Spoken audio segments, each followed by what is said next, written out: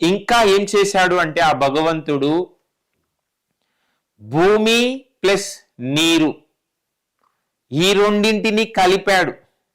భూమి ప్లస్ నీరు ఈ రెండింటిని కలిపితే ఏం ఏర్పడినాయి అంటే క్రిమి కీటకాలు, సర్పాలు. మరి క్రిమి కీటకాలని, సర్పాలని ఏమంటాము అంటే ద్విభూతాలు, రెండు భూతాల కలయిక. ఇంకా ఏం చేశాడు అంటే ఆ భగవంతుడు నీరు ప్లస్ గాలి ప్లస్ అగ్ని ఈ మూడింటిని కలిపాడు. ఈ మూడింటిని కలిపితే ఏం ఏర్పడింది అంటే పక్షి జాతి ఏర్పడింది. ఏం ఏర్పడింది? పక్షి జాతి ఏర్పడింది. అందుకే పక్షుల్ని ఏమంటాము? త్రిభూతాలు. ఇంకా ఏం చేశాడు అంటే ఆ భగవంతుడు భూమి ప్లస్ నీరు ప్లస్ అగ్ని ప్లస్ వాయు ఈ 4 భూతాల్ని కలిపితే ఏం ఏర్పడింది? జంతు జాతి ఏర్పడింది. చిట్ట చివరికి ఆ భగవంతుడు ఏం చేసిండు అంటే పంచభూతాల్ని కలిపాడు. భూమి, నీరు, అగ్ని, వాయువు, ఆకాశతత్వం ఈ పంచభూతాల్ని కలిపితే ఏం ఏర్పడ్డాడు? మానవుడు ఏర్పడ్డాడు. అంటే మానవుని ఏమనొచ్చు? పంచభూతాల కలయిక. ఇప్పుడు మనము విన్నదానిని బట్టి ఈ సృష్టిలో ప్రతిదీ భగవంతుడే. భగవంతుడు కానిది, భగవంతుడు లేనిది ఏది లేదు. అన్ని భగవంతుడి రూపాలే అయినా మానవుడికి ఒక్కటి అధికంగా ఉంది. ఏంటది? ఎవరు చెప్పింది? ఆకాశతత్వం అధికంగా ఉంది. అంటే ఆలోచించే శక్తి, జ్ఞానం పొందే అర్హత. ఇప్పుడు చనిపోతే మానవుడు ఎక్కడ కలుస్తాడు అంటారు? పంచభూతాలలో కలుస్తాడు అంటారు. అవునా? అంటే చనిపోతే మనలోని పంచభూతాలన్నీ మట్టిలో కలిసిపోతాయి. ఇప్పుడు ఏ తత్వము లేనిదేంటి అంటే రాయి. ఏంటి? రాయి చెలించదు, చరించదు. ఏంటి? వృక్షాలు చెలిస్తాయి కానీ చరించవు. ఉన్న చోటే అటు ఇటు కదులుతాయి కానీ అటు ఇటు జరగవు. జంతువులు చెలిస్తాయి, చరిస్తాయి. అటు ఇటు కదులుతాయి, అటు ఇటు జరుగుతాయి. మానవుడు ఏం చేయగలడు? చెలించగలడు, చరించగలడు, ఆలోచించగలడు. అదనంగా ఏముంది మానవుడికి? ఆలోచించగలడు.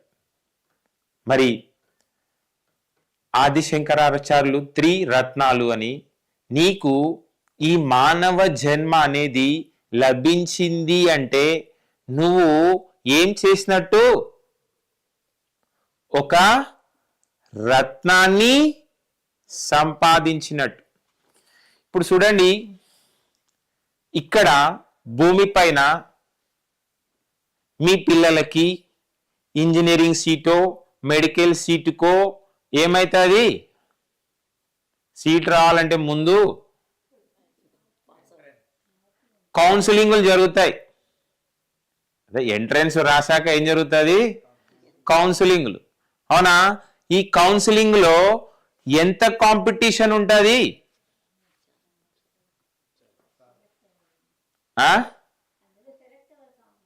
ఆ సెలెక్ట్ అవ్వడానికి కాంపిటీషన్ ఎంత ఉంటుంది అంటున్నా. ఆ చాలానే ఎంత? వేలల్లో లక్షల్లో ఉంటుంది. ఎంతలో ఉంటుంది?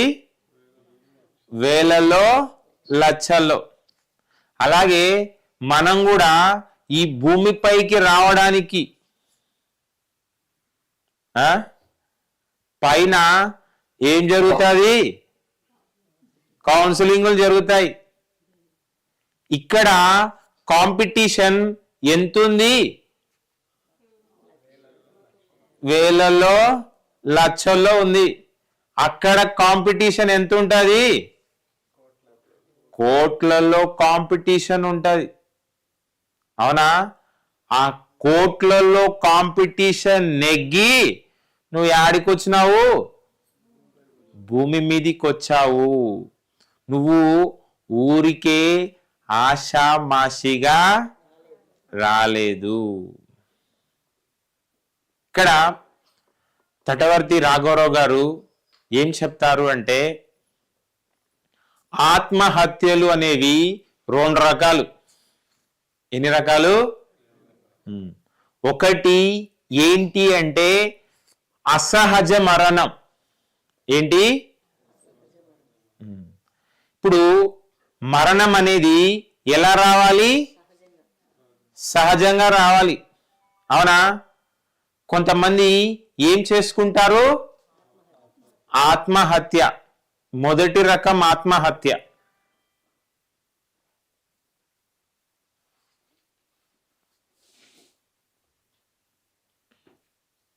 ఇంకా దీన్ని క్లియర్గా చెప్పాలి అంటే ఏంటి అంటే, ఒక మాట అంటారు. ఏమంటారు అంటే, మీ వాస్తవానికి మీరే సృష్టికర్తలు. మీరు ప్రస్తుతం ఈ జన్మలో ఆత్మపరంగా ఎదగడానికి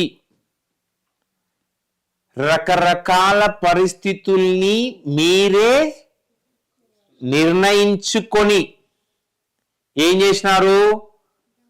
ఈ భూమిపైకి వచ్చారు. ఇప్పుడు ఈ జన్మలో మీకు ఏవో కష్టాలు వస్తే, సమస్యలు వస్తే, బాధలు వస్తే, ఈ కష్టాలని, ఈ సమస్యల్ని, ఈ బాధల్ని భరించలేక ఏం చేయాలనుకుంటాం? ఆత్మహత్య చేసుకోవాలనుకుంటాం. నేను కూడా ఏం చేసిన అంటే, ఏఎంఈ ఎయిర్క్రాఫ్ట్ మెయింటెనెన్స్ ఇంజనీరింగ్. నా చదువు ఏంటంటే engine, radio, navigation, electrical system, flight ఎగరగలదు అని సర్టిఫికేట్ చేయాలి. ఇది 50 గంటలు ఎగరగలదు, 100 గంటలు ఎగరగలదు అని ఫ్లైట్ మెయింటెనెన్స్ మేము సర్టిఫై చేస్తేనే పైలట్ టేకాఫ్ చేస్తాడు. ఆ చదువు చదివిన. ఆ చదువు అయిపోయిన వెంబడే నాకు ధ్యానం పరిచయమే. వెంబడే పరిచయమే. నేను ఖాళీగా ఉన్నాను కదా అని చెప్పి ఏం చేస్తున్నాను అంటే, ధ్యానం చేస్తున్నా, పుస్తకాలు చదువుతున్నా, ధ్యానం కార్యక్రమాల్లో పాల్గొంటున్నా. ఇలా పాల్గొంటూ ఉంటే నేను దీంట్లో ఎంత డీప్గా ఇన్వాల్వ్ అయ్యాను అంటే, నా పరిస్థితి ఎంత దాకా వచ్చింది అంటే, ఉద్యోగం ఏం చేద్దాము, ఇందులోనే ఉందాము అన్న ఇదిలోకి వెళ్ళిపోయాను నేను. మరి మా ఇంట్లో వాళ్ళల్లో వ్యతిరేకత వచ్చింది. నా దగ్గర చిల్లి గవ్వ లేదు. నేను మా అమ్మా నాన్నని కాదు అని దీంట్లోకి వచ్చాను. ఇప్పుడు ఏమైతుంది అంటే, ఒక్కొక్కరికి ఒక పని చేస్తూ ఉంటే సాటిస్ఫై అనేది లభిస్తుంది. నువ్వు కొన్ని లక్షలు జీతం ఇస్తా అన్నా నాకు ఉద్యోగం చేయాలి అన్న ఇంట్రెస్ట్ లేదు. నాకు ఎందులో సాటిస్ఫై ఉంది? ఇందులోనే సాటిస్ఫై ఉంది. నాకు వేరే ఏమి ఎక్కట్లేదు. కానీ నా దగ్గర సిల్లి గవ్వలేదు. నేను దీంట్లోకి వచ్చి కూడా డిప్రెషన్లోకి వెళ్ళిపోయినా. ఈ మార్గంలో ఉండి కూడా ఏం చేసినా డిప్రెషన్లోకి వెళ్ళిపోయినాను. ఎంత తోడైనా డబ్బు లేకపోయేసరికి ఏమవుతాడు, వీక్ అయిపోతాడు. ఓ సందర్భంలో పత్రిగారు నన్ను చూసి, అరే నాకెందుకో నిన్ను చూస్తే సస్తావేమో అనిపిస్తుందిరా, నువ్వు అవసరమైతే ఒకడిని సావనైనా సంపు కానీ నువ్వు మాత్రం సావకరా అని చెప్పింది అనమాట. మరి ఆత్మహత్య అనేది ఏంటి అంటే మహాపాపం. నిజంగా పత్రిగారు ఆ మాట అన్నాక నాకు 1000 ఏనుగుల బలం వచ్చింది. నాకు ఒకటే అనిపించింది. ఏమనిపించింది అంటే, ఏదేమైనా నేనేం చేయాలి, బ్రతికి సాధించాలి. ధ్యానం ఉంటే ఏంటి అంటే నేలతో సాము, ధ్యానం లేకపోతే ఏంటి అంటే నేల విడిచి సాము. ఇంకా అంటారు పత్రిగారు, ధ్యానం చేయకపోతే రోజు ఇడ్లీ చట్నీ తింటుంటే ఇడ్లీ చట్నీనా అంటారంట. నువ్వు ధ్యానం చేస్తుంటే నువ్వు రోజు ఇడ్లీ చట్నీ పెట్టినా ఇడ్లీ చట్నీ అంటారంట. ధ్యానం చేయకపోతే ఆడోళ్ళు మొగుడును పట్టుకొని షీ మొగుడు అంటారంట. ధ్యానం గనక బాగా చేస్తే భార్యలు మొగుడిని మొగుడు అంటారంట. అలా మన మనసు మన ఆధీనంలో లేకపోతే మనకేమవుతుంది, ఆత్మహత్యలు చేసుకోవాలనిపిస్తుంది అనమాట. ఆత్మహత్య అనేది మహా పాపం. ఇక్కడ ఏది హీనమైనది లేదు, ఏది అధికమైనది లేదు. దేని ప్రత్యేకత దానిదే, దేని గొప్పతనం దానిదే. ఎవరు ఎక్కువ కాదు, ఎవరు తక్కువ కాదు. మీకు ఇది అర్థం అవ్వాలి అంటే నేను ఒక కథ చెప్తాను చూడండి. పండితుడు పడవ నడిపేవాడు. ఎవరు? పండితుడు పడవ నడిపేవాడు. అవునా? ఆ పండితుడు ఏం చేస్తాడు అంటే పడవ ఎక్కుతాడు. పడవ ఎక్కి ఆయన ఎవరు ఎక్కినాయన? పండితుడు. ఈ నడిపేటోడు ఎలా కనపడతాడు? పండితుడికి లోకువ కనపడతాడు. ఇంకా నేనే పండితుణ్ణి అని, రై నీకు జాతక శాస్త్రం తెలుసా అని అడుగుతాడు. అప్పుడు ఆ నడిపేటోడు అంటాడు, నాకు తెలీదు బాబయ్యా అంటాడు. అప్పుడు ఆ పండితుడు అంటాడు, నీ పావు భాగం జీవితం వేస్ట్. ఇంకా కొంచెం ముందుకెళ్ళాక అడుగుతాడు, అరే నీకు గణిత శాస్త్రం తెలుసా అంటే ఆ నడిపేటోడు ఏమంటాడు, నడిపే అతను, నాకు తెలియదు బాబయ్యా. ఇంకా కొంచెం ముందుకెళ్ళాక నీకు సాంఖ్యశాస్త్రం తెలుసా అని అడుగుతాడు. తెలుసా అంటే పడవ నడిపే అతను ఏమంటాడు, తెలీదు బాబయ్యా అంటే ఈ పండితుడు ఏమంటాడు, నీ 30 భాగం జీవితం వేస్ట్ అంటాడు. ఇంకొంచెం ముందుకు పడవ వెళ్తుంటే పడవకి ఏమైంది, సిల్లు పడింది. ఏమైంది? సిల్లు పడింది. సిల్లు పడితే అప్పుడు ఆ పడవ నడిపే అతను పండితుని అడుగుతాడు, నీకు ఈత శాస్త్రం తెలుసా అని అడుగుతాడు అనమాట. ఈత శాస్త్రం తెలుసా అంటే అప్పుడు ఆ పండితుడు ఏమంటాడు, నాకు తెలియదు అంటాడు. అప్పుడు ఆ పడవ నడిపేటోడు అంటాడు, నీ మొత్తం జీవితం వేస్ట్. అవునా? అలా ఆ పండితుడికి అన్నీ తెలిసిన ఈత రాకపోతే ఏం చేయాలి, మునిగిపోవాలి. అలా మనం తెలుసుకోవాల్సింది ఏంటి అంటే ఏది హీనమైనది లేదు, అధికమైనది లేదు. నాకు నా దగ్గర డబ్బులు లేవు అని హీనభావం వచ్చేది. నేను ఒకసారి పత్రిసార్ దగ్గరికి పోయి అడుగుదాం అనుకున్నా, సార్ ఏం సార్ నా దగ్గర డబ్బులు లేవు అని. పత్రిసార్ అన్నాడు, ఎవడయ్యా పిరమిడ్ మాస్టరు అంటే క్షణం తీరికుండదు, దమ్మిడి ఆదాయం ఉండదు. ఎవరయ్యా పిరమిడ్ మాస్టర్ అంటే క్షణం తీరికుండదు, దమ్మిడి ఆదాయం ఉండదు, వాడే పిరమిడ్ మాస్టర్. నిజంగా నా దగ్గర డబ్బులు ఉంటే నేను సచ్చినా ఈ ధ్యానం దగ్గరికి రాను, నేను ఇక్కడ కూర్చోను. నా దగ్గర డబ్బులు లేవు కాబట్టే నాకు ఈ ధ్యానం యొక్క గొప్పతనం, జ్ఞానం యొక్క గొప్పతనం ఏంటి అనేది అర్థమయ్యింది. జీసస్ క్రైస్ట్ చెప్తాడు. ఏం చెప్తాడు అంటే, సూది బెజ్జంలో నుంచి ఒంటెని ఇటువైపు నుంచి అటువైపు తీసుకురావడమైనా సాధ్యమవుతుందేమో కానీ డబ్బులున్నోడికి ఆత్మజ్ఞానాన్ని బోధించలేము. మీరు ఇక్కడ ఏం చేయండి అంటే, హైదరాబాద్లో ఉన్న కరోడ్పతుల్ని ఒక 4 తీసుకురండి. ఇది తీసుకొచ్చి ఏం చేయండి అంటే, ఓ 2 గంటలు ధ్యానము అని కూర్చోబెట్టాడు. ఏం చేయండి, 2 గంటలు ధ్యానం అని చెప్పి కూర్చోబెడితే మీరు కూర్చుంటారా, వాళ్ళు కూర్చుంటారా? ఇప్పుడు మీరు గొప్పోలా, వాళ్ళు గొప్పోలా? మీరు గొప్పోలు అని అనిపించిన డబ్బులు ఉన్నే గొప్పోలు అనిపిస్తుంటది మనకి. నాకు తటవర్తి గారు వశిష్ఠామృతం, వశిష్ఠుడు రాముడికి బోధించిన బోధ, ఆ కాన్సెప్ట్లు చెప్తూ ఉంటే నిజంగా నేను చాలా గర్వంగా ఫీల్ అయ్యాను. అరే, నేను ఎంతసేపు డబ్బులు లేవు అని ఆలోచించానే, ఆ ఆలోచన అంతా పక్కన పెట్టి ఇంకా ధ్యానం చేసింటే, ఇంకా జ్ఞానం పొందింటే ఎంత బాగుండేది. అందులో ఒక మాటలో ఏం చెప్పడం జరిగింది అంటే, వశిష్ఠుల వారు, ప్రపంచమంతా తలకిందులైన ఆత్మజ్ఞానికి ఏ లోటు జరగదు.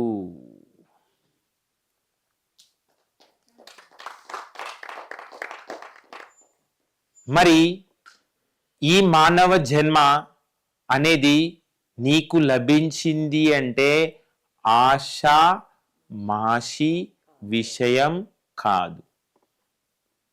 నువ్వు ఏవైతే కష్టాల్ని, ఏవైతే సమస్యల్ని, ఏవైతే బాధల్ని అనుభవిస్తూ చనిపోవాలి అనుకుంటున్నావో, ఆత్మహత్య చేసుకోవాలి అనుకుంటున్నావో, నువ్వు ఇప్పుడు ఏ కష్టాలు, ఏ సమస్యలు, ఏ బాధలు అనుభవించాలి అనుకుంటున్నావో ఇవన్నీ ఏం చేస్తున్నావు? పోస్ట్ పోన్ చేస్తున్నావు. ఇప్పుడు నీకు ఎలక్ట్రిసిటీ బిల్లు, వాటర్ బిల్లు వస్తుంది. ఆ ఎలక్ట్రిసిటీ వాటర్ బిల్లు వచ్చినప్పుడు ఏం చేయాలి అంటే, ఈ పీరియడ్ లోపల డ్యూరేషన్ ఉంటుంది. ఆ డ్యూరేషన్ లోపల నువ్వేం చేయాలి? ఎలక్ట్రిసిటీ బిల్లు, వాటర్ బిల్లు కట్టాలి. నువ్వు ఎలక్ట్రిసిటీ బిల్లు, వాటర్ బిల్లు ఆ డ్యూరేషన్ లోపల కట్టకపోతే ఏమైతుంది? పెనాల్టీ పడుతుంది. అలా మీరు కూడా ఏ కష్టాల ద్వారా, ఏ సమస్యల ద్వారా, ఏ బాధల ద్వారా, ఆ అనుభవాల ద్వారా జ్ఞానం సంపాదించాలి. ఆ అనుభవాలే రాకపోతే నీకు జ్ఞానం రాదు. ఆ జ్ఞానం సంపాదించకుండా నువ్వు ఆత్మహత్య చేసుకుంటే, నువ్వు ఏవైతే కష్టాల్ని, ఏవైతే సమస్యల్ని, ఏవైతే బాధల్ని అనుభవించాలి అనుకుంటున్నావో అవన్నీ ఏం చేస్తున్నావు అంటే మరుసటి జన్మకి పోస్ట్ పోన్ చేస్తున్నావు. మరుసటి జన్మకి పోస్ట్ పోన్ చేయడం వల్ల ఏమైతుంది అంటే, ఇప్పుడు అనుభవించాల్సిన కష్టాల్ని, సమస్యల్ని, బాధలకి మళ్ళీ వాటికి పెనాల్టీతో సహా మళ్ళీ ఏం చేయాలి? ఈ భూమిపైకి రావాల్సి వస్తుంది. ఇది మొదటి రకం ఆత్మహత్య. తటవర్తి గారు చెప్పిన 2వ రకం ఆత్మహత్య ఉంది ఒకటి. అవునా? ఇప్పుడు మనం ఈ మానవ జన్మ తీసుకున్నది దేనికి అంటే, కానా పీనా సోనా కోసం కాదు తీసుకున్నది. ఉన్నాం కాబట్టి తింటున్నాం, తినడం కోసం లేము. ఉన్నాం కాబట్టి భార్యకి భర్త, భర్తకి భార్య, కానీ అదే జీవితం కాదు. అవసరం, అది జీవితం కాదు. ప్రతి ఒక్కరం, మీరు ఆడవాళ్ళైనా మగవాళ్ళైనా, డబ్బులున్నోళ్ళైనా డబ్బులు లేనోళ్ళైనా, పల్లెటూరోళ్ళైనా పట్టణం వాళ్ళైనా, చదువుకున్నోళ్ళైనా చదువుకోలేనోళ్ళైనా, ఏ కులానికి చెందిన వాళ్ళైనా, ఏ మతానికి చెందిన వాళ్ళైనా, మీరు ఈ భూమిపైకి జన్మ తీసుకున్నది మానవ జన్మ దేనికోసం? ఆత్మపరంగా ఎదగడం కోసం. నువ్వు ఎవరైతే ఏంటి, నువ్వు ఆత్మపరంగా ఎదిగే ప్రయత్నంలో ఉన్నావా లేదా అనేది ముఖ్యం. నువ్వు ఎప్పుడైతే ఈ ప్రయత్నంలో ఉన్నావో నువ్వేం చేసినట్టు అంటే ఈ మానవ జన్మని సద్వినియోగపరుచుకుంటున్నావు. ఎప్పుడైతే నీ సమయాన్ని, నీ డబ్బుని, నీ వాక్కుని, నీ శ్రమని ఏం చేయాలి? ఆత్మపరమైన కార్యక్రమాల కోసం ఉపయోగించుకుంటే ఈ మానవ జన్మని సద్వినియోగపరుచుకుంటున్నావు. నువ్వు ఆత్మపరమైన కార్యక్రమాలకు ఉపయోగించకపోయినా అది ఏంటి అంటే రెండో రకం ఆత్మహత్య. నాకు ఈ ధ్యానంలోకి వచ్చినాక నా మనసులో అనుకున్నా, నా పరిస్థితే బాలేదు, నాకే టికానా లేదు, నేను పోయి ఇంకొకరికి ఏం ధ్యానం చెప్పాలి. అప్పుడు పత్రి గారు అన్నారు, ఏమన్నారు అంటే, in spite of all your problems you must help others. నువ్వు ఎలాంటి పరిస్థితులలో ఉన్నా ఎప్పుడు ఏం చేయాలి అంటే ఇతరులకి సహాయం చేయాలి. నాకు ఈ మాట చాలా ఆనందం అనిపించింది. నా దగ్గర వేసుకోవడానికి బట్టలు లేవు, ఆటోకి బస్సుకి తిరగడానికి టికెట్కి కూడా డబ్బులు లేవు, గడ్డం తీసుకోవాలంటే బ్లేడ్కి కూడా డబ్బులు లేవు నా దగ్గర. నేనేం చేసేవాడిని అంటే నడుచుకుంటూ పోయేటోని. మాది వనపర్తి నుంచి 19 కిలోమీటర్లు మా ఊరు, మహబూబ్ నగర్ జిల్లా, ఇప్పుడు వనపర్తి జిల్లా అయింది. నాకేంటంటే ఈ ధ్యానం గురించి తెలుసుకున్నాను, విన్నాను, నాకు క్లాసులు చెప్పాలి అని ఉంది. నా దగ్గర డబ్బులు లేవు, మా ఇంట్లో వాళ్ళు నాకు సపోర్ట్ చేయట్లేదు, మా అమ్మ నాన్నని నేను నోరు తెరిచి ₹1 అడిగే పరిస్థితిలో లేను. ఎందుకు అంటే వాళ్ళని కాదు అని నేను వెళ్తున్నా. నేనేం చేసినా అంటే నడుచుకుంటూ పోతుంటే బైక్ వస్తే బైక్ను లిఫ్ట్ అడిగిన, బైక్ అతను కొంత దూరం వదిలిపెట్టిండు, తర్వాత ఇంకొక బైక్ వస్తే ఇంకొక బైకు ఆయనను కొంతసేపు ఆయన వదిలిపెట్టిండు, ఏం లేకపోతే అట్లా నడుచుకుంటూనే పోయినా. నడుచుకుంటూ పోయి అన్ని స్కూల్స్ కాలేజెస్కి తిరిగి నాకు ధ్యానం గురించి తెలుసు, మీరు అవకాశం ఇస్తే నేను మీకు ధ్యానం క్లాసు చెప్తాను. అలా అందరి దగ్గర పర్మిషన్లు, కొంతమంది ఏమో ఎంబడే అరేంజ్ చేసేవాళ్ళు, కొంతమంది ఏమో ఈ రోజురా ఆ రోజురా అని చెప్పి చెప్పేవాళ్ళు అనమాట. అలా తిరగడం మొదలు పెట్టినా నేను. అలా మనం కూడా ఈ మానవ జన్మ తీసుకున్నది దేనికోసం? ఆత్మపరమైన కార్యక్రమాలు చేయడం కోసమే ఈ జన్మ తీసుకున్నాం. ఆత్మపరమైన కార్యక్రమాలు చేయకుండా ఇంకేం చేసినా ఇది రెండో రకం ఆత్మహత్య. అవునా? రాఘవరావు సార్ రాలేదు, రాజలక్ష్మి మేడం రాలేదు అని ఉదయం ధ్యానం డుమా కొట్టి నేను రెండో రోజే పోతా అంటే ఈ చేసే ధ్యానం ఏమైనా రాఘవరావు సార్ కోసమా, రాజలక్ష్మి మేడం కోసమా? మా కోసమే, మన కోసమే. ఇది అర్థమైతే రాఘవరావు గారు ఉన్నా, రాజలక్ష్మి మేడం ఉన్నా, ఎవరు చూసినా చూడకపోయినా మీరేం చేస్తారు? ధ్యానం చేస్తాము.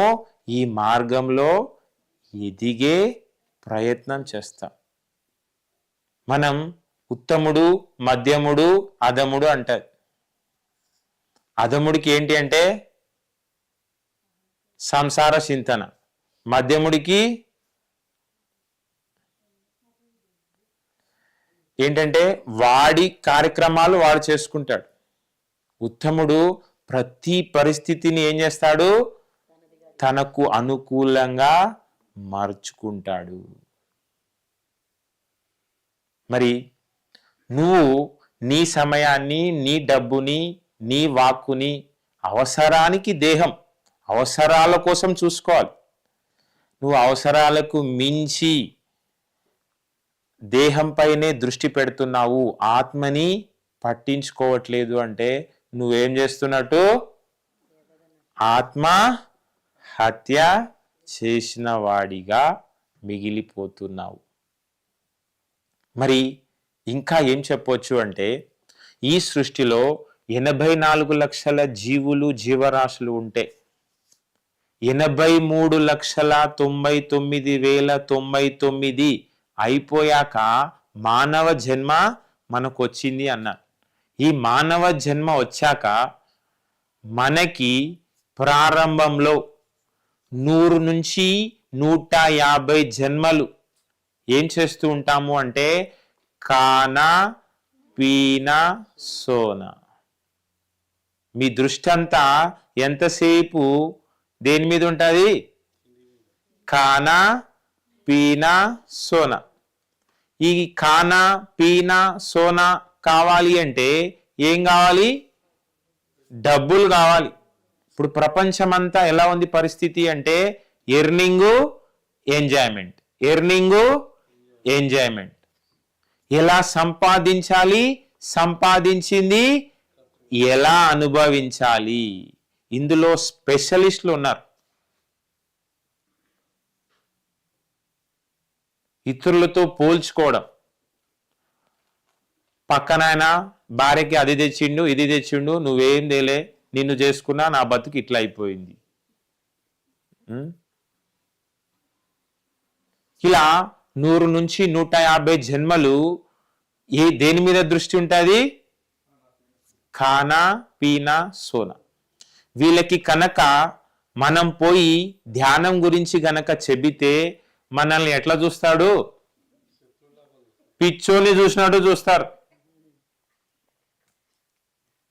మీరు ఎంత గొప్పవాళ్ళు, ఎంత గొప్పవాళ్ళు అనిపించుకోవాలి అంటే మిమ్మల్ని ఎంత ఎక్కువ మంది పిచ్చోళ్ళు పిచ్చోళ్ళు అంటుంటే మీరు నిజంగా అంత గొప్పవాళ్ళు.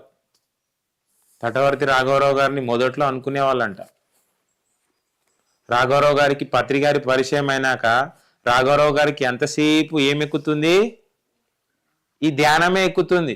ఇది తప్ప వేరే ఏం ఎక్కట్లేదు. వేరే ఏం ఎక్కకపోతే ఆయన దగ్గరికి ఎవరు వచ్చినా ఆయన ఏం చేసేవాడు? ధ్యానం గురించి చెప్పేటోడు. మళ్ళీ వస్తే మళ్ళీ ఏం చేసేటోడు? మళ్ళీ ధ్యానం గురించి చెప్పేటోడు. చచ్చుగాడు పుచ్చుగాడు అయితే మళ్ళా నా దగ్గరికి రాడు. నేను కనపడితేనే ఈయన ధ్యానం ధ్యానం అంటాడు అని చెప్పి ధ్యానం అంటే ఇంట్రెస్ట్ లోనే ఏం చేసేవాళ్ళు అంటే ఆయన దరిదాపుల్లోకి కూడా వచ్చేవాళ్ళు కాదంట. వీడు వ్యాపారంలో ఇంత పోటీ ఇచ్చేవాడు, పిచ్చి బట్టి ధ్యానం ధ్యానం అని తిరుగుతున్నాడు అని మొదట్లో అనుకునే వాళ్ళంతా ఇప్పుడు ఆయన్ని చూసి ముక్కున ఏలేసుకుంటున్నారు అన్నమాట. అరే మా అందరికంటే ఆయనే ఎంతో నయ్యం, మా బతుకులు ఇలా అయిపోయాయే. ఆయన వయసులో ఉన్న వాళ్ళు సగం మంది ఖాళీ అయిపోయారంట. ఇంకా ఉన్న సగం మంది ఏం చేస్తున్నారు అంటే వీల్ చైర్లలో తిరుగుతున్నారు. మరి రాఘవరావు గారు బుద్ధుళ్ళని తయారు చేస్తున్నాడు. ఆయన బుద్ధుడు కాదు, ఆయన ఎవరిని తయారు చేస్తున్నాడు? బుద్ధుళ్ళనే తయారు చేస్తున్నాడు. పులుల్ని, నిద్రపోతున్న పులుల్ని కూడా మేల్కొల్పుతున్నాడు. సొసైటీలో సీనియర్లు అనేటోళ్ళకి కూడా ఆయన ఏం చేస్తున్నాడు? గైడెన్స్ ఇస్తున్నాడు. అంటే మరి ఆయన్ని ఏమనాలి? ఇప్పుడు నిన్న మీరు సింధూర గారి క్లాస్ వింటే తెలుస్తుంది. మీరు తటవర్తి స్పిరిచువల్ మెసేజెస్ అని చెప్పి యూట్యూబ్ ఛానల్ కనుక సబ్స్క్రైబ్ చేసుకుంటే 2900 వీడియోలు ఉన్నాయి. ఎన్నున్నాయి? అందులో ఆయన శివటం అమ్మవారి సందేశాలు, ముమ్మడవరం బాలయోగీశ్వర్ల సందేశాలు, షిరిడి సాయి సందేశాలు, మెహర్ బాబా సందేశాలు, కోరికల వల్ల నష్టాలు, దుఃఖం వల్ల లాభాలు, ఆత్మజ్ఞానం పొందిన వాళ్ళ యొక్క ప్రవర్తన ఎలా ఉంటుంది, వశిష్ఠుల వాళ్ళు చెప్పింది, పత్రి గారు చెప్పింది, మరి ఉపమాన ధ్యాన సందేశాలు, ప్రకృతి వికృతి సంస్కృతి, అలాగే స్త్రీ జన్మల్లో నేర్చుకునేవి, పురుష జన్మల్లో నేర్చుకునేవి, ఛాంపియన్ అవ్వాలి అంటే మరణించక ముందుకే మరణించాలి, అలాగే ఆత్మజ్ఞాని శరీరాన్ని పుణ్యక్షేత్రాలకి తీసుకువెళ్ళడు, ఆత్మ దర్శనం కోసం తన లోపలికి వెళ్తాడు, అలాగే బుద్ధుడి సందేశాలు, ఇలా ఎన్ని టాపిక్లు చూస్తూ ఉంటే అన్ని టాపిక్లు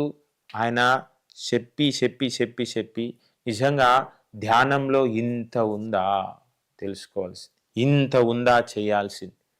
ఆయన ఏమంటాడు అంటే ఈ మార్గంలో నీవు ఎంత ఎదిగినా ఇంకా ఎదగడానికి 1,00,000 మెట్లు ఉంటాయి. ఎన్ని ఉంటాయి? 1,00,000 మెట్లు ఉంటాయి. నువ్వు ఎన్ని కాన్సెప్ట్లు చెప్పినా ఇంకా చెప్పడానికి 1000 కాన్సెప్ట్లు ఉన్నాయి అంటాడు ఆయన. మా పరిస్థితి ఎట్లుంటుంది అంటే ఒక రోజు 1 డే వర్క్షాప్ 2 డేస్ వర్క్షాప్ చేస్తే అమ్మాయ్యా 1 డే వర్క్షాప్ అయిపోయింది 2 డే వర్క్షాప్ అయిపోయిందని ఒక 4 గంటలు 5 గంటలు రిలాక్స్ అవుతాం. అవునా? ఇడేదో మైకు కూర్చొని పట్టుకొని అలా అని చెప్తున్నావా? ఎంతో బుర్ర ఉపయోగించి నోట్లో నుంచి మాటలు చెప్పాలి. రాఘవరావు గారు మమ్మల్ని నమ్మి ఈ సీట్ అప్పగిచ్చిండు అంటే మేమేం చేయాలి? ఈ సీటుకి న్యాయం చేయాలి. నోటికి వచ్చింది చెప్పిపోతే మళ్ళా కూసబెట్టాడు నాయన. అలా మానవ జన్మ నువ్వేం చేయాలి అంటే సార్థకం చేసుకోవాలి. ఈ మానవ జన్మ నీకు ఊరికే ఆషామాషిగా లభించలేదు, ఎంతో ప్రణాళిక. నిన్న మీరు సింధూర గారిది పూర్తిగా సరిగ్గా విన్నారో లేదో నాకు తెలియదు. ఆవిడ పుట్టుక అంటే వేరే, జన్మ అంటే వేరే అని చెప్పింది. విన్నారా మాట? చెప్పింది ఆవిడ. పుట్టుక అంటే ఏంటి అంటే తల్లి గర్భం నుంచి శిశువు బయటికి వస్తే దాన్ని ఏమంటాము అంటే పుట్టుక. తల్లిదండ్రులు ఏం చేయగలరు అంటే శరీరాన్ని మాత్రమే ఇవ్వగలరు. తల్లి గర్భంలో శిశువు ఉన్నప్పుడు తల్లికి 5 నుంచి 6 నెలల మధ్యలో ఏమవుతుంది అంటే తల, మొండెం, కాళ్ళు, చేతులు ఏర్పడతాయి తల్లి గర్భంలో. ఆ 5 నుంచి 6 నెలల మధ్యలో ఆ తల్లి గర్భంలోకి ఏమైతుంది? ఆత్మ ప్రవేశం అనేది జరుగుతుంది. ఎప్పుడైతే ఆ తల్లి గర్భంలోకి ఆత్మ ప్రవేశం అనేది జరిగిందో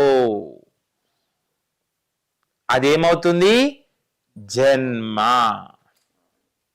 తల్లిదండ్రులు ఏం చేయగలరు అంటే శరీరాన్ని మాత్రమే ఇవ్వగలరు. శరీరం ఒకటే ఉంటే ఉపయోగం లేదు. ఆత్మ ఉంటేనే శివం, ఆత్మ లేకపోతే శవం.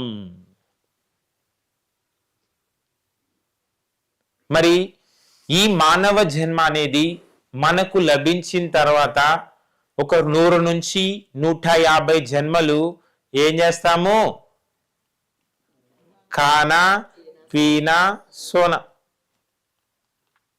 అలా 100 నుంచి 150 జన్మలు ఖానా పీనా సోనా అయిపోయాక మళ్ళీ 100 నుంచి 150 జన్మలు ఏం చేస్తూ ఉంటాము అంటే పేరు కోసం, పదవి కోసం, డబ్బు కోసం పాకులాడుతూ ఉంటాం. మొట్టమొదటిది ఏంటిది అంటే తమోగుణ స్థితి, రెండోది రజోగుణ స్థితి. అలా తమోగుణ స్థితిలో ఎన్ని జన్మలు ఉంటాము? 100 నుంచి 150 జన్మలు. రజోగుణ స్థితిలో ఎన్ని జన్మలు ఉంటాము? 100 నుంచి 150 జన్మలు. అలా 300 జన్మలు గడిస్తేనే యాడికొస్తాము? ధ్యానం క్లాస్లోకి వచ్చి కూర్చుంటాం. ఇప్పుడు మీరంతా ధ్యానం క్లాస్లో కూర్చున్నారు అంటే గతంలో ఎన్ని జన్మలు దాటినారు? 300 జన్మలు. 350 కాదు, 300. ఈ 300 జన్మల్లో ఏంటి అంటే సగం మొగ జన్మలు ఉంటాయి, సగం ఆడ జన్మలు ఉంటాయి. మొగ జన్మలు తీసుకుంటే పొందే అనుభవాలు ఒక విధంగా ఉంటాయి, ఆడ జన్మలు తీసుకుంటే పొందే అనుభవాలు ఒక విధంగా ఉంటాయి. అలా ఈ మానవ జన్మ అనేది మనకి ఏర్పడడానికి ఏంటి అంటే పైన ఎంతో ప్రణాళిక అనేది ఏర్పడి ఆ ప్రణాళిక ద్వారా మనం ఏం చేయడం జరిగింది అంటే ఈ భూమిపైకి రావడం అనేది జరిగింది. మరి ఈ మానవ జన్మ లభించడము అంటే ఆశ మాషి విషయం కాదు. ఈ మానవ జన్మ అనేది నీకు లభించింది అంటే నువ్వేం చేసినట్టు? ఒక రత్నాన్ని సంపాదించుకున్నట్టు. త్రిరత్నాలలో మొట్టమొదటిది ఏంటి? మనుష్యత్వం. రెండవది ముముక్షత్వం. మరి నీకు ఈ మానవ జన్మ అనేది లభించిన తర్వాత నీకేం కావాలి? మోక్షం పొందాలి అన్న తీవ్రమైన తపన. ఊరికే మోక్షం పొందాలి అని అనుకోవడం కాదు, ఆ మోక్షం పొందాలి అన్న తీవ్రమైన తపన.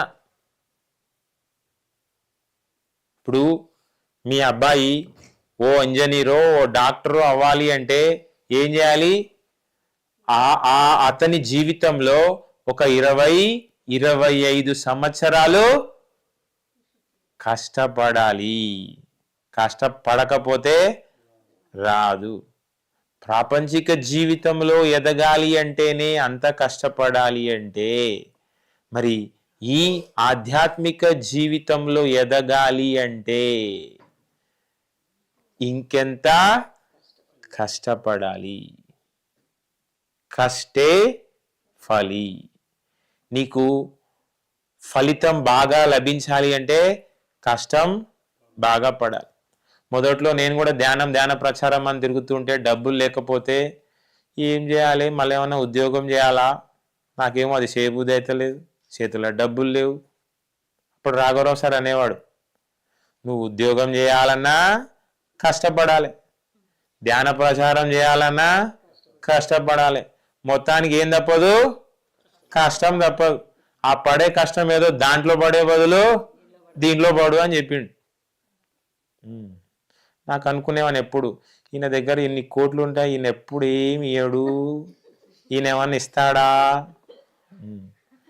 ఆయన ఇచ్చేటట్టయితే నేనెందుకు, మస్తు మంది ఉన్నారు తీసుకునేటోళ్ళు, నాకేయాలేంటి?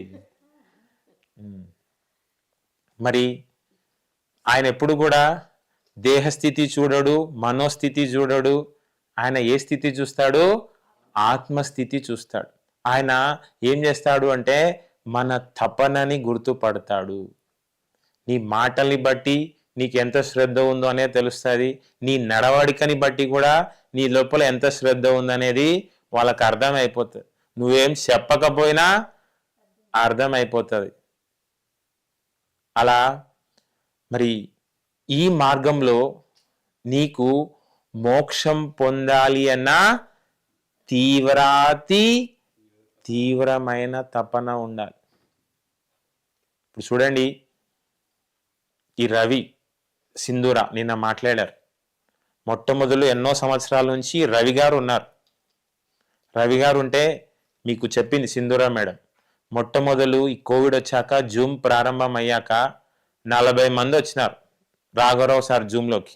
ఎంతమంది? ఇక్కడ మధు అని, నేను అని, తిరుచానూరు ప్రసన్న మేడం అని, ఈ రవి గారు, ముగ్గురము ఈ జూమ్ కార్యక్రమాలు ఆర్గనైజ్ చేసేవాళ్ళు. ఆ 40 మందితో రాఘవరావు సారు, రాజలక్ష్మి మేడం మాట్లాడేవాళ్ళు. ఓ రోజు ఏం చేసినారు అంటే, ఎప్పుడు మీరేనా మీ ఇంట్లో వాళ్ళతో కూడా మాట్లాడియండి అని చెప్పి రవి సార్తో ఆయన భార్య సింధూరతో కూడా మాట్లాడిచ్చారు. ఆ మాటలే మెల్లిగా ఏమైంది, ఆమె ఈ మార్గంలోకి వచ్చి ఇంకా ఏ స్థాయికి పోయింది అంటే అవసరమైతే ఆ రవిని కూడా డామినేట్ చేసే స్థాయికి పోయింది ఆమె. ఇప్పుడు రాఘవరావు గారి దాంట్లో అందరికీ కూడా రిజిస్ట్రేషన్లు చేసుకోవాలి అన్నా, మీకు రాఘవరావు సార్కి వీడియోలకు సంబంధించిన ఏ లింకులు కావాలన్నా, మీరు వాట్సాప్ గ్రూప్లో జాయిన్ కావాలన్నా అందరు ఎవరి నెంబర్ సేవ్ చేసుకొని పెట్టుకోవాలి, సింధూర నెంబర్ సేవ్ చేసుకొని పెట్టుకోవాలి. ఒకప్పుడు భీమవరం 3 రోజుల క్లాస్కి వెళ్ళాలంటే ఎవరికి ఫోన్ చేసేవాళ్ళు, రాఘవరావు గారికి ఫోన్ చేసేవాళ్ళు. ఇప్పుడు అందరు ఎవరికి ఫోన్ చేయాలి, సింధూరాకి చేయాలి. అంతదాకా ఏదో మొగుని పక్కన ఉండేది, అవునా? ఇప్పుడు ఏమైంది అంటే సింధూర భర్త రవి అని చెప్పుకునే పరిస్థితిలోకి వెళ్ళిపోయింది అనమాట. ఇక్కడ ఏంటంటే ఈ మార్గంలో ఎదగడానికి మగవాళ్ళ కన్నా ఆడవాళ్ళకే కొంచెం అవకాశాలు ఎక్కువ ఉన్నాయి, అవునా? ఇప్పుడు దీని గురించి చెప్పాలి అంటే వాల్మీకి ఎన్నో పాపాలు హత్యలు చేసి డబ్బు సంపాదించేవాడు. వాల్మీకి ఎన్నో పాపాలు హత్యలు చేసి డబ్బు సంపాదిస్తూ ఉంటే నారదుడు వచ్చి అడుగుతాడంట వాల్మీకి, ఇన్ని పాపాలు హత్యలు చేసి డబ్బు సంపాదిస్తున్నావు దేనికి? అప్పుడు వాల్మీకి చెప్పేవాడంట, నేను నా భార్య పిల్లల్ని పోషించాలి. సరే, నువ్వు ఇన్ని పాపాలు చేసి నీ భార్య పిల్లల్ని పోషిస్తాను అంటున్నావు, నీ పాపంలో నీ భార్య ఏమైనా భాగం తీసుకుంటుందా? అప్పుడు వాల్మీకి పోయి ఎవరిని అడుగుతాడు, భార్యను అడుగుతాడు. అప్పుడు భార్య ఏమంటది, నేనెందుకు తీసుకుంటా అంటే అప్పుడు వాల్మీకి ఏమవుతుంది, జ్ఞానోదయం అవుతుంది, అవునా? నిజంగా ఆడోళ్ళకి ఏంటి అడ్వాంటేజ్ అంటే పాపాలు చేసి డబ్బు సంపాదిస్తే ఆ పాపాలు ఎవరికి పోతాయి, మొగునికి పోతాయి. కానీ ఆ డబ్బుతో హాయిగా ఎవరు అనుభవించవచ్చు, ఆడోళ్ళు అనుభవించవచ్చు అనమాట, అవునా? ఆడోళ్ళు సహజంగా చేసే పని ఏంటంటే కూరగాయలు తెచ్చుకోవాలి, వంట చేయాలి, పెట్టాలి, రోజు అదే పని చేస్తుంటే ఇదేనా జీవితం అనిపిస్తుంది. అనిపిస్తుందా లేదా? ఇదేనా జీవితం అనిపిస్తుంది అంటే దాని అర్థం మీరు ఇదే కాదు చేయాల్సింది, ఇంకేదో ఉంది. మీకు అలా అనిపించింది అంటే మీరు చేయాల్సినవి ఇంకా ఉన్నాయి. ఇప్పుడు చూడండి, ఈ ధ్యానంలో కూడా ఎక్కువ ఎవరు ఉంటారు, ఆడోళ్ళు ఉంటారు. తక్కువ ఎవరు ఉంటారు, మగోళ్ళు ఉంటారు. ఎందుకు ఆడోళ్ళు ఎక్కువ ఉంటారు, మగోళ్ళు తక్కువ ఎందుకుంటారు? ఈ ధ్యానం చేయాలంటే కొంచెం ఓపిక ఉండాల్సిన దానికన్నా ఎక్కువ ఉండాలి. అది కొంచెం ఆడోళ్ళకి ఏంటంటే ఉండాల్సిన దానికన్నా ఎక్కువ ఉంటుంది. కొంచెం మగోళ్ళకి ఏంటంటే ఉండాల్సిన దానికన్నా తక్కువ ఉంటుంది, అవునా? ఇప్పుడు ఆ కరీంనగర్ నుంచి విజయలక్ష్మి మేడం వచ్చింది. విజయలక్ష్మి మేడం ధ్యానం చేస్తుంది. వాళ్ళ ఆయన వచ్చిండు. వాళ్ళ ఆయన ఏంటంటే వాళ్ళ ఆవిడని తీసుకుపోనీకి వచ్చిండు. ఏందో వాళ్ళ ఆవిడని తీసుకుపోవాలి కాబట్టి కూర్చోవాలని కూర్చుంటున్నా తప్ప ఆయనకు ధ్యానం కుదురుతలేదు.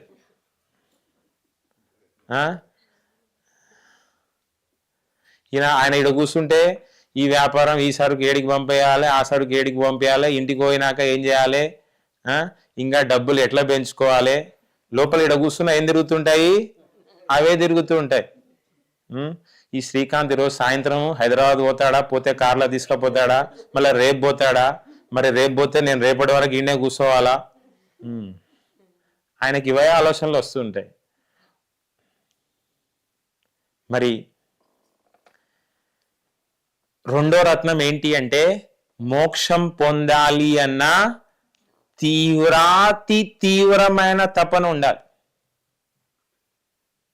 మరి ఆ తీవ్రాతి తీవ్రమైన తపన ఏంటి, ఎట్లొస్తుంది, ఆ రెండో రత్నం గురించి మనం కొంతసేపు ధ్యానం చేసి తెలుసుకుందాం. Okay, thank you.